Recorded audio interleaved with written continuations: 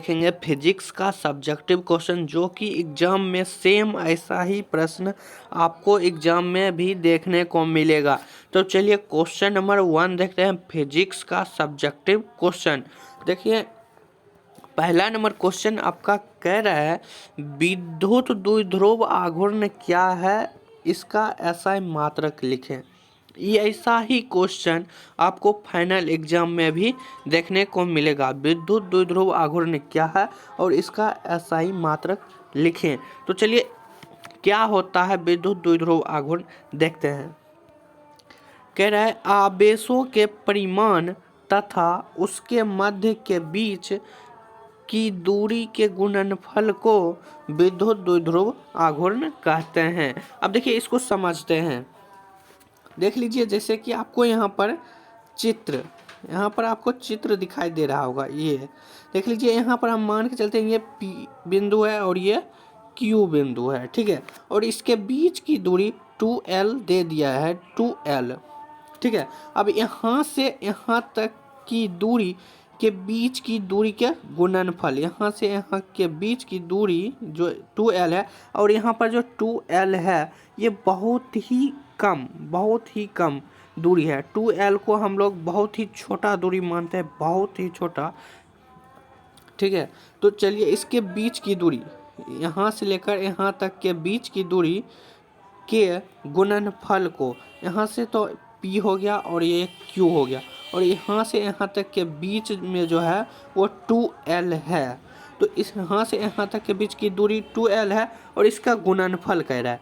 तो गुणनफल जो होता है वो होता है P बराबर 2QL, क्योंकि ये Q हो गया और ये 2L, बीच की दूरी के गुणनफल कर है, Q गुने 2L, 2QL हो जाता है। इसलिए यहाँ पर आप लोग देख लीजिए, एक मिनट, हाँ यहाँ पर देख लीजिए आप लोग 2P बराबर 2QL हो जाएगा, ठीक है।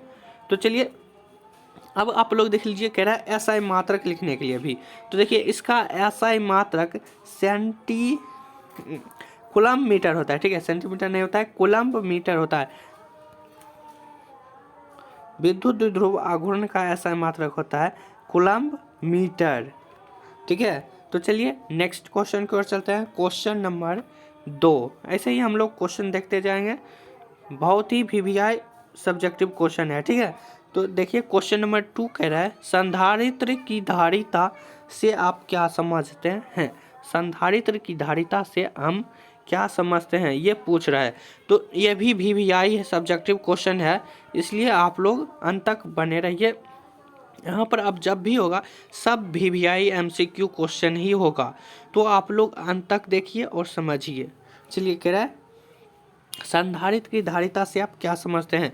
देखिए लीजिए संधारित्र क्या होता है। संधारित्र एक ऐसी युक्ति है यानी उपाय है जो बहुत कम जगह में, ये अपना खुद का भाषा है, जो बहुत कम जगह में बहुत अत्यधिक आवेश की मात्रा या विद्युत ऊर्जा को संचित रखता है, ठीक है। देख लीजिए बहुत कम जगह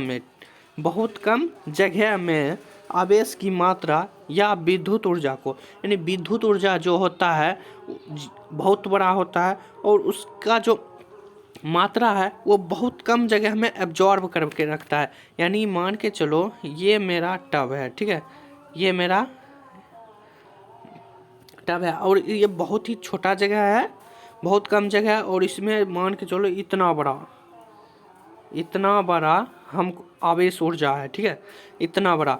तो इसमें क्या करेगा संधारित्र, ये सब को इसी में एब्जॉर्ब यानी एकत्रित करके रखेगा, ठीक है। तो देख लीजिए एक बार फिर से मैं पढ़ देता हूँ। संधारित्र एक ऐसी युक्ति या उपाय है जो बहुत कम जगह में बहुत अत्यधिक आवेश की मात्रा या विद्युत ऊर्जा को संचित रखता है। संचित मतलब एकत्रित, ठीक है, संचित मतलब एकत्रित होता है, ठीक है। तो चलिए नेक्स्ट क्वेश्चन की ओर चलते हैं। क्वेश्चन नंबर 2 तो हो गया, सब भी आया है, इसलिए आप लोग एकदम याद कर लो, यही पूछेगा। देखिए क्वेश्चन नंबर 3 देख लीजिएगा आप लोग यहाँ से, एक मिनट। क्वेश्चन नंबर 3 सबसे वीवीआई क्वेश्चन नंबर 3 कह रहा है किरचॉफ का प्रथम नियम, किरचॉफ का प्रथम नियम क्या है? तो इसके लिए किरचॉफ जो होता है वो इसका दो नियम होता है, प्रथम नियम और दूसरा नियम। एक होता है बंद पास का नियम, ठीक है, तो वो भी इम्पोर्टेंट है। फिलहाल हम लोग देख लेते हैं किरचॉफ का प्रथम नियम। तो देख लीजिए, कह रहा है इस नियम के अनुसार, किरचॉफ का जब प्रथम नियम होता है उस नियम के अनुसार किसी बिंदु या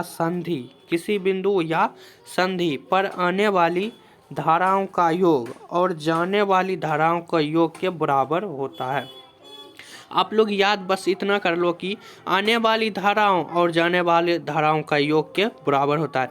इधर से आएगी और उधर से जाएगी, दोनों के योग के बराबर होता है किरचॉफ का प्रथम नियम। एक बार फिर से मैं पढ़ देता हूँ, आप लोग नोट कर लो, ठीक है।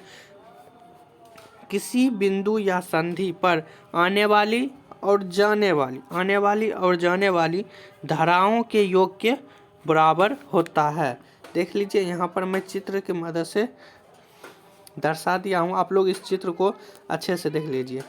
आने वाली और जाने वाली धाराओं के योग के बराबर होता है। जैसे कि यहाँ पर दे दिया हूँ मैं I1 प्लस I2 बराबर I3 plus I4 plus I5। देख लीजिए, जैसे कि यहाँ पर मान के चलो हम 1+2 लेते हैं, मान के चलते हैं, ठीक है। 1 प्लस नहीं, ये तो बहुत ही छोटा हो गया, ठीक है।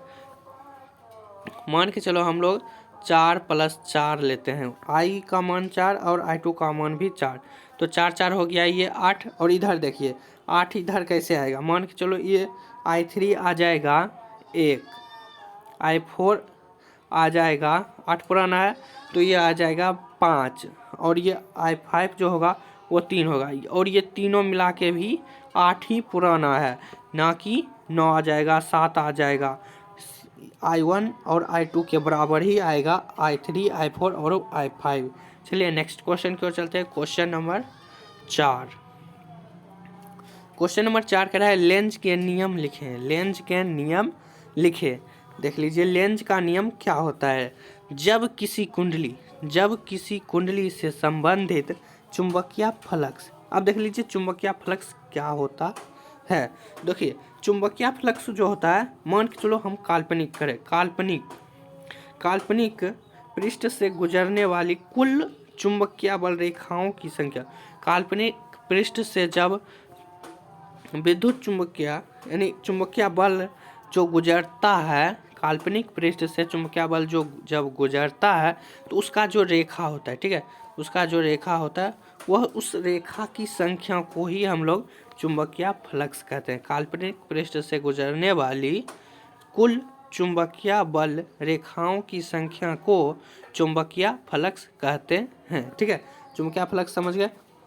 एक बार फिर से देख लीजिए, जब किसी कुंडली से संबंध चुंबकीय फ्लक्स में परिवर्तित होता है तो कुंडली में विद्युत वाहक बल प्रेरित हो जाती है, ठीक है। विद्युत वाहक बल, अब देख लीजिए विद्युत वाहक बल क्या होता है। तो देखिए विद्युत वाहक बल किसी विद्युत, आप लोग सुनते रहिएगा, किसी विद्युत सर्किट में लगने वाला वह बल, किसी विद्युत सर्किट में लगने वाला वह बल जो सर्किट में इलेक्ट्रॉन की गति प्रदान करने में मदद करता है। इलेक्ट्रॉन की गति प्रदान करने में जो मदद करता है उसे ही हम लोग विद्युत वाहक बल कहते हैं। विद्युत वाहक बल यानी इलेक्ट्रॉन की गति को प्रदान करता है, ठीक है, विद्युत वाहक बल। प्रेरित विद्युत वाहक बल की दिशा इस प्रकार होती है कि यह प्रेरण के कारण को ही विरोध करता है। एक बार फिर से मैं पढ़ देता हूँ, आप लोग नोट कर लीजिए या आप लोग स्क्रीनशॉट यहाँ से लेते जाइए, ठीक है। चलिए नेक्स्ट क्वेश्चन की ओर चलते हैं। क्वेश्चन नंबर 5 देख लीजिए आप लोग, कह रहा है शंट क्या है। ये सब VVI सब्जेक्टिव क्वेश्चन है, इसलिए आप लोग बिना स्किप किए अंत तक देखिए। यही क्वेश्चन गारंटी लेता हूँ कि यही सेम ऐसा ही क्वेश्चन आपको एग्जाम में भी देखने को मिलेगा। चलिए क्वेश्चन नंबर 5 कह रहा है शंट क्या है, 2 उपयोग लिखे। शंट के 2 उपयोग लिखे और शंट क्या है इसको भी लिखना है। तो शंट क्या होता है देखते हैं। कह रहा है जब गैल्वेनोमीटर के साथ समांतर क्रम में निम्न प्रतिरोध को जोड़ा जाता है। यानी गैल्वेनोमीटर जो होता है उसके साथ समांतर क्रम, श्रेणी क्रम और समांतर क्रम, ये तो आप लोग 10th में ही पढ़ लिए होंगे, समांतर क्रम और श्रेणी क्रम, इसलिए अभी समझाने की कोई ज़रूरत नहीं है हमें। समांतर क्रम और श्रेणी क्रम, ठीक है। तो कह रहा है जब गैल्वेनोमीटर के साथ समांतर क्रम में निम्न प्रतिरोध जोड़ा जाता है तो इसे शंट कहा जाता है, ठीक है। तो इसे शंट कहा जाता है। देख लीजिए इसका उपयोग क्या क्या होता है। कह रहा है गैल्वेनोमीटर की कुंडली को जलने से बचाने के लिए शंट का उपयोग करते हैं। एक हो गया उपयोग गैल्वेनोमीटर की कुंडली को जलने से बचाने के लिए, और दूसरा गैल्वेनोमीटर को एमीटर में बदलने के लिए। गैल्वेनोमीटर जो होता है उसको हम लोग एमीटर में बदलने के लिए शंट का उपयोग करते हैं। तो आप लोग इतना लिख दीजिएगा तो आपको 2 में 2 मार्क्स मिल जाएगा, फिक्स है। तो चलिए नेक्स्ट क्वेश्चन पर चलते हैं। क्वेश्चन नंबर 6, पूर्ण आंतरिक परावर्तन। ये आप लोग 10th में ही पढ़े होंगे पूर्ण आंतरिक परावर्तन, लेकिन ये आप लोगों को 12th में भी पूछा जाता है। पूर्ण आंतरिक परावर्तन क्या होता है? तो देख लीजिए पूर्ण आंतरिक परावर्तन किसे कहते हैं। पूर्ण आंतरिक परावर्तन देख लीजिए, जब आपतन कोण का मान क्रांतिक कोण के मान के बराबर हो जाती है। एक बार फिर से याद दिला देता हूँ आपतन कोण क्या होता है, ठीक है। जब कोई किरण विरल माध्यम से सघन माध्यम में प्रवेश करती है तो वो अपने मार्ग से यानी विचलित हो जाती है, ठीक है। तो आप लोग डायरेक्ट यहाँ से जो जान लीजिए आपतन कोण क्या होता है, ठीक है। आपतित किरण और अभिलंब के बीच बने कोण को आपतन कोण कहते हैं। आपतित किरण और अभिलंब के बीच बने कोण को आपतन कोण कहते हैं। और क्रांतिक कोण, आपतन कोण को तो हम लोग जान गए, अब क्रांतिक कोण देख लेते हैं। क्रांतिक कोण जो होता है वो होता है जब प्रकाश की किरण सघन माध्यम से विरल माध्यम में प्रवेश करती है, जब अपवर्तन कोण का मान 90 डिग्री होता है, ठीक है। जब अपवर्तन कोण का मान 90 डिग्री होता है तब उसे हम लोग क्रांतिक कोण कहते हैं। तो ठीक है, तो फिर एक बार फिर से देख लेते हैं। जब आपतन कोण का मान क्रांतिक कोण के मान के बराबर हो जाती है तो आपतित किरण विरल माध्यम में गमन नहीं कर पाती है तथा सतह से टकराकर पुनः उसी माध्यम में लौट जाती है। यह घटना पूर्ण आंतरिक परावर्तन कहलाती है। यानी जब कोई किरण इधर से आता है, मान के चलो प्रकाश, और फिर इसी माध्यम में लौट जाता है पुनः टकराकर, ऐसे मान लो ऐसे आया और फिर ऐसे ही लौट गया, इसको ही हम लोग कहते हैं पूर्ण आंतरिक परावर्तन। और इसका उदाहरण आप लोग ले सकते हैं मृग मरीचिका, जैसे इसमें आप लोगों को देखने को मिल जाएगा पूर्ण आंतरिक परावर्तन। रोड पर पानी जैसा देखने को मिलता है, लेकिन जब हम लोग पास जाते हैं तो पानी नहीं रहता है, ठीक है। चलिए नेक्स्ट क्वेश्चन पर चलते हैं। क्वेश्चन नंबर 7 कह रहा है क्रांतिक कोण किसे कहते हैं। क्रांतिक कोण सेम वैसा ही देख लीजिए, आपतन कोण का वह खास मान जिसके लिए अपवर्तन कोण 90 डिग्री के बराबर हो जाती है। क्रांतिक कोण, वो यहाँ पर कौन लिखा गया है, कौन हो जाएगा, ठीक है। अब देखो लिखने में गलती तो हो ही जाता है, हर किसी से गलती होता है। आपतन कोण का वह खास मान जिसके लिए अपवर्तन कोण का मान 90 डिग्री के बराबर हो जाता है यहाँ पर क्रांतिक भी होगा, क्रांतिक कोण कहलाता है। आप लोगों को देखना नहीं है, बस यहाँ पर जो बोला जा रहा है वही सुनना है, ठीक है। आप लोग नोट कर लीजिएगा। चलिए नेक्स्ट क्वेश्चन को चलते हैं। क्वेश्चन नंबर 8 क्वेश्चन नंबर 8 कह रहा है प्रकाश के व्यतिकरण। प्रकाश के व्यतिकरण से आप क्या समझते हैं?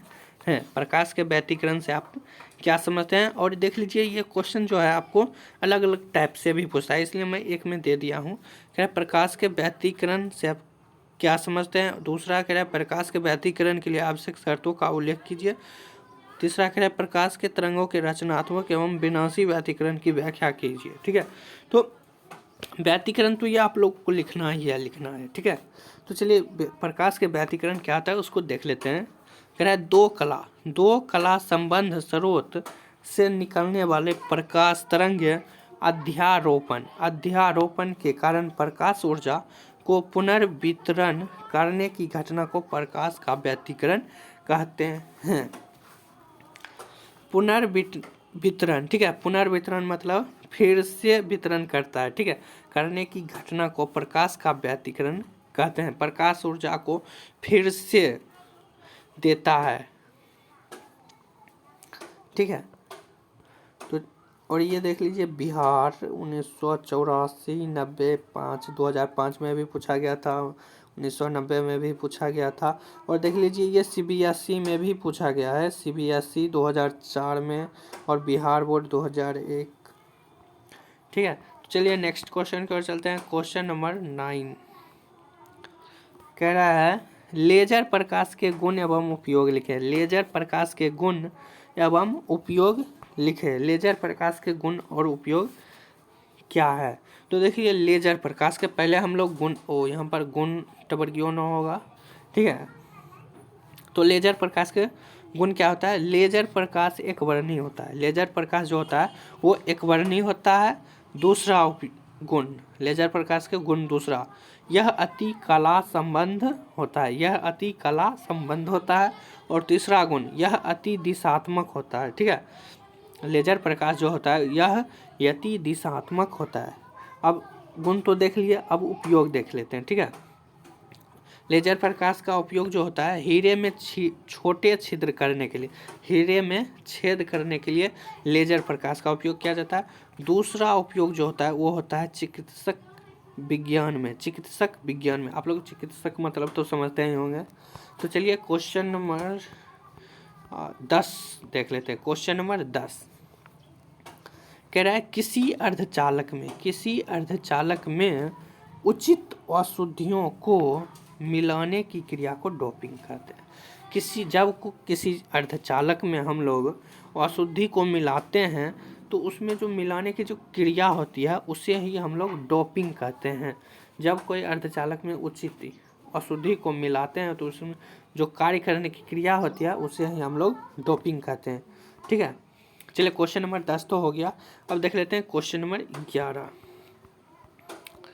क्वेश्चन नंबर 11 कह रहा है गॉस की प्रमेय को लिखें। गॉस का प्रमेय तो हम लोग करा दिए हैं, एक बार फिर से देख लेते हैं। ये शॉर्ट में है, ठीक है, ये शॉर्ट में है। और ये देख लीजिए पूछा कितना बार गया है, ये झारखंड बोर्ड में भी पूछा गया है, ठीक है। गॉस का प्रमेय इतना VVI है कि हर बार पूछा जाता है, इसलिए आप लोग वो तो था थोड़ा सब्जेक्टिव क्वेश्चन 5 नंबर में पूछा जाता है, इसलिए हम लोग उसमें थोड़ा अच्छे से लिखे थे। लेकिन इसमें जो 2 नंबर में पूछा जाता है बस इतना आप लोग लिख तो 2 में 2 मिल जाएगा, ठीक है। और उससे भी मैं छोटा किया हूँ इसमें, ठीक है। तो इसमें कह रहा है किसी बंद पृष्ठ से गुजरने वाली कुल वैद्युत फ्लक्स उसके अंदर उपस्थित आवेशों का 1/एप्सिलॉन गुना होता है। और यहाँ पर देख लीजिए, ये मैं यहाँ पर चित्र दे दिया, फाई बराबर Q/एप्सिलॉन, ठीक है। ये आप लोगों को याद करना है, इसलिए मैं 5 नंबर में जो बताया हूँ वो काफ़ी इम्पोर्टेंट है, ठीक है। उसको आप लोग आसानी से याद कर सकते हो, लेकिन इसको अच्छे से याद नहीं रख सकते। 1/एप्सिलॉन गुना होता है, इसलिए आप लोग वो 5 नंबर वाला याद रखो ताकि दोनों याद हो जाए। कोई भी पूछे आपको तो बनाना ही है, कोई भी लिख दो, 2 में 2 मिल ही जाएगा, ठीक है। तो चलिए नेक्स्ट क्वेश्चन 12 नंबर क्वेश्चन करा है विद्युत फ्लक्स क्या है, इसका SI मात्रक लिखिए। अब देखिए विद्युत फ्लक्स क्या होता है, तो आप लोग तो पहले तो ये भी लिख सकते हो को किसी काल्पनिक पृष्ठ से गुजरने वाली कुल विद्युत बल रेखाओं की संख्या को विद्युत फ्लक्स कहते हैं। ये तो हो गया अपना परिभाषा, ठीक है। और आप लोग ये परिभाषा देखो, अब विद्युत फ्लक्स का ये दूसरा परिभाषा देखिए। आप लोग कह रहा है विद्युत क्षेत्र में रखे किसी सतह से गुजरने वाली विद्युत बल रेखाओं की संख्या को विद्युत फ्लक्स कहते हैं। सेम, लेकिन आप लोग ये रखिएगा याद, थोड़ा ये जल्दी याद रहेगा, ठीक है। कह रहा है किसी काल्पनिक पृष्ठ से गुजरने वाली कुल विद्युत बल रेखाओं की संख्या को, यानी किसी काल्पनिक पृष्ठ से गुजरने वाली, पृष्ठ मतलब सतह होता है, सेम वहीं यहाँ पर लेकिन हम थोड़ा सा जोड़ दिए हैं, विद्युत क्षेत्र में रखे किसी सतह से गुजरने वाली कुल वैद्युत बल रेखाओं की संख्या को विद्युत फ्लक्स कहते हैं। सेम ऐसा ही, ठीक है। और देख लीजिए विद्युत फ्लक्स का जो एसआई मात्रक होता है वो होता है न्यूटन मीटर स्क्वायर पर कूलम, यानी एन स्क्वायर पर कूलम। स्क्वायर के बदले यहाँ पर 2 लिखा गया है, ठीक है। स्क्वायर होगा न्यूटन मीटर स्क्वायर पर कूलम। चलिए नेक्स्ट क्वेश्चन की ओर चलते हैं। क्वेश्चन नंबर 13, फ्लेमिंग के बाएं हाथ का नियम क्या है? फ्लेमिंग के बाएं हाथ का नियम, ये आप लोग 10th में भी पढ़े होंगे। फ्लेमिंग के बाएं हाथ का नियम देख लेते हैं क्या कर रहा है। इस नियम के अनुसार अपने दाएं हाथों को अंगुलियों इस प्रकार फैलाएं। इस प्रकार देख लीजिए, आप लोग चित्र देख लीजिएगा, ठीक है। फैलाएं कि तर्जनी, अंगूठा और मध्यमा तीनों एक दूसरे पर लंब हो। तर्जनी, मध्यमा और अंगूठा एक दूसरे तीनों के लंब हो। लंब मतलब 90 डिग्री। तो अंगूठा जो होगा वह चुंबकीय बल की दिशा को दर्शाएगा, तर्जनी चुंबकीय क्षेत्र की दिशा को दर्शाएगा तथा मध्यमा चुंबकीय धारा की दिशा को दर्शाएगा। देख लीजिए आप लोग इस चित्र को अच्छे से देख लीजिए। ये जो अंगूठा है वो अंगूठा क्या कह रहा था? अंगूठा चुंबकीय बल की दिशा को, अंगूठा जो होगा वो चुंबकीय बल की दिशा को दर्शाएगा और तर्जनी जो होगा चुंबकीय क्षेत्र की दिशा को दर्शाएगा। तर्जनी चुंबकीय क्षेत्र है, ये हो गया। यहाँ पर जूम हो गया, ठीक है ये। और जो तर्जनी हो गया मध्यमा, मध्यमा विद्युत धारा की दिशा को दर्शाएगा। देख लीजिए चुंबकीय क्षेत्र, बल, विद्युत धारा, फ्लेमिंग का वामहस्त नियम, इसी को कहते हैं हम लोग। चलिए नेक्स्ट क्वेश्चन की ओर चलते हैं। क्वेश्चन नंबर कितना हो जाएगा अब? Question number 14। क्वेश्चन नंबर 14, ठीक है। कह रहा है लॉरेंज बल क्या है? लॉरेंज बल क्या है? लॉरेंज बल क्या होता है? जब कोई आवेशित कण ऐसे क्षेत्र में गति कर रहा हो, जब कोई आवेशित कण ऐसे क्षेत्र में गति कर रहा हो जहां विद्युतीय और चुंबकीय क्षेत्र दोनों उपस्थित हो या विद्यमान हो। जब कोई आवेशित कण ऐसे क्षेत्र में गति कर रहा हो जहां विद्युतीय और चुंबकीय क्षेत्र दोनों उपस्थित हो, आवेशित कण पर क्रियाशील कुल बल लॉरेंज बल कहलाता है। आवेशित कण पर क्रियाशील यानी कि क्रिया कर रहा है, क्रियाशील कुल बल लॉरेंज बल कहलाता है। चलिए next question, question number 15। Question number 15 कह रहा है मॉडुलन क्या है, इसके प्रकार लिखें। मॉडुलन क्या है और इसके प्रकार लिखें। तो मॉडुलन क्या है? निम्न आवृत्ति के संकेतों को उच्च आवृत्ति वाले संकेतों पर आरोपित करने की क्रिया को मॉडुलन कहते हैं। इसमें समझाने की कोई ज़रूरत नहीं है। उच्च आवृत्ति वाले संकेतों पर आरोपित करने की क्रिया को मॉडुलन कहते हैं। यानी निम्न आवृत्ति के संकेतों तथा उच्च आवृत्ति के संकेतों पर आरोपित जो होता है, आरोपित करता है, ठीक है, संकेत, उसको ही हम लोग मॉडुलन कहते हैं। और ये मॉडुलन जो होता है 3 प्रकार के होता है, ठीक है। मॉडुलन यहाँ पर लिखना हम भूल गए हैं। मॉडुलन 3 प्रकार के होता है। तो आज फिर के लिए बस इतना ही, मिलते हैं नेक्स्ट वीडियो में। और फिजिक्स का हो गया, केमिस्ट्री का होगा, बायोलॉजी का होगा, सब का होगा। तो आप लोग टेलीग्राम ज्वाइन कर लीजिए, वहाँ पर आपको हर एक सब्जेक्ट का PDF मिल जाएगा।